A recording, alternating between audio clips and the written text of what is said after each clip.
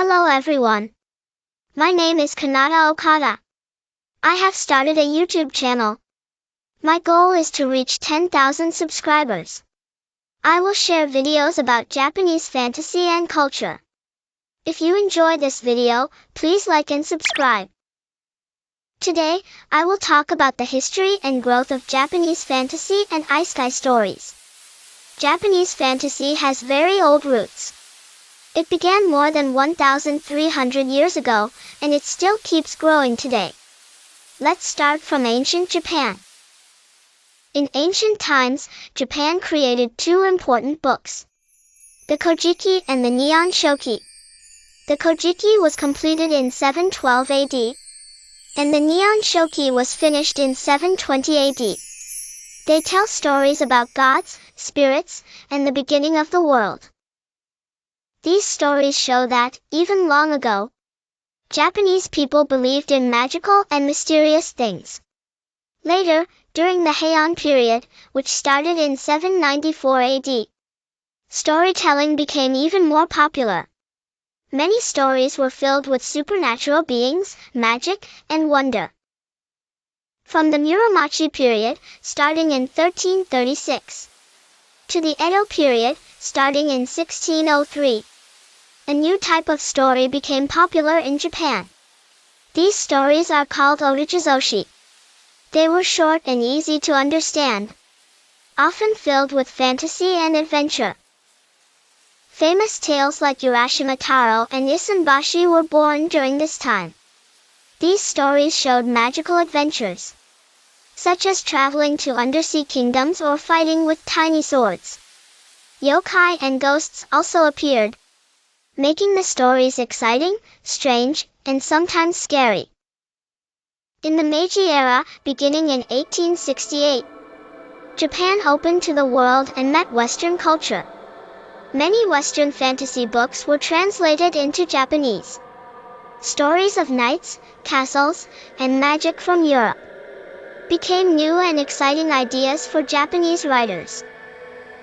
Japanese writers started creating their own fantasy stories, mixing Western styles with Japanese traditions.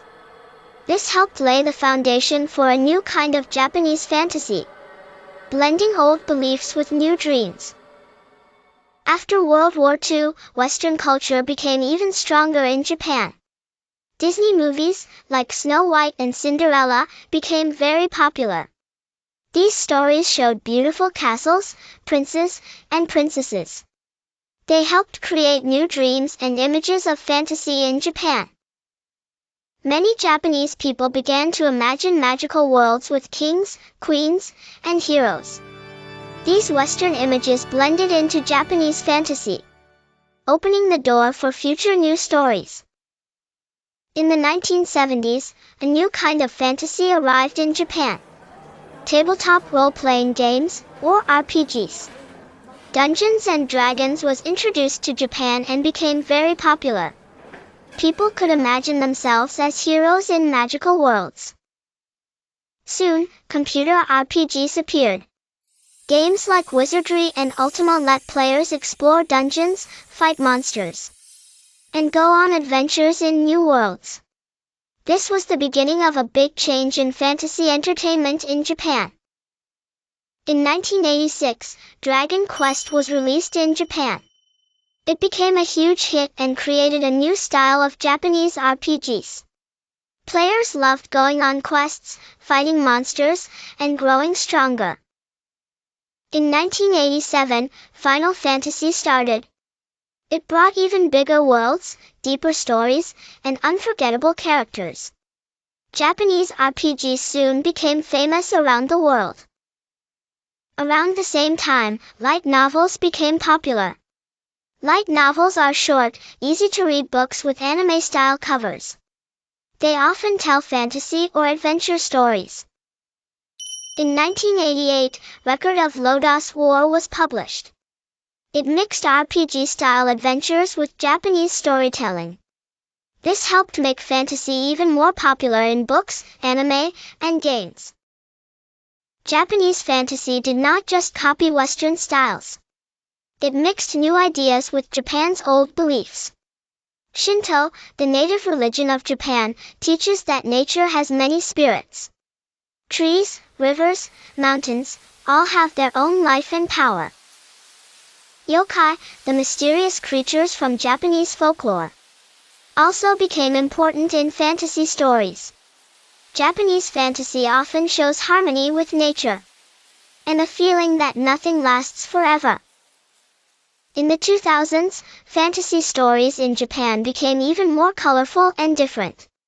Many new writers started posting their novels online. Websites like Shusatsuka and Ainuro made it easy for anyone to share stories.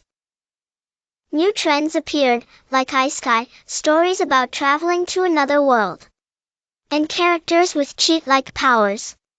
These stories became very popular among young readers.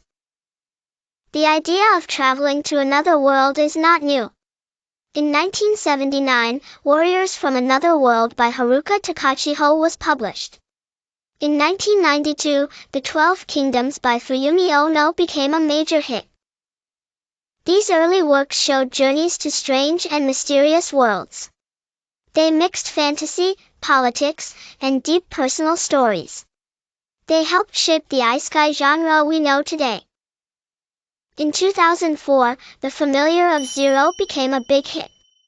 It told the story of a boy summoned into a magical world by a young mage. The success of this series started a huge boom in Isekai stories. Around the same time, websites like Shusatsuka and Ainuro gave many new writers a place to share their work. Thanks to the internet, Isekai stories became even more popular, with many different styles and ideas. Isekai and parallel worlds are a little different. In Isekai, the hero travels to a world that is completely different from Earth. In parallel world stories, the world is very similar to ours, but with small or hidden changes. Japanese fantasy often mixes these two ideas. Heroes might enter a completely new world, or find secret worlds hiding inside their own. This blend gives Japanese fantasy a deep, exciting feeling. Japanese fantasy does not copy Western fantasy directly. Instead, it mixes castles, knights, and dragons with yokai, spirits, and Shinto ideas. This mix created a new style, sometimes called Naru Europe or Narupa. It looks like Europe, but it feels very Japanese inside. Nature, harmony, and a quiet kind of magic are important parts of these worlds. Modern Japanese fantasy often shows a feeling called mono no aware. It means understanding that everything changes and nothing lasts forever. This feeling makes Japanese stories deep, quiet, and a little sad. Japanese fantasy also values living together with nature. Instead of conquering nature, heroes often try to understand and protect it. This makes Japanese fantasy different from many Western stories. Today, Japanese fantasy has fans all over the world. Anime, manga, games, and light novels have spread to many countries. Japanese stories bring something fresh and special that fans everywhere can enjoy. Japanese fantasy is different from Western fantasy. It mixes old beliefs, new dreams, and quiet feelings about life. This unique style is why Japanese stories are loved across the world. Japanese fantasy will continue to evolve, keeping its deep heart and gentle spirit, while finding new ways to tell magical stories to the world. Thank you for staying with me until the end. I'm still learning how to make good videos. Your support means the world to me. If you liked this video, even just a little, please subscribe. I really want to share more stories with you. See you soon.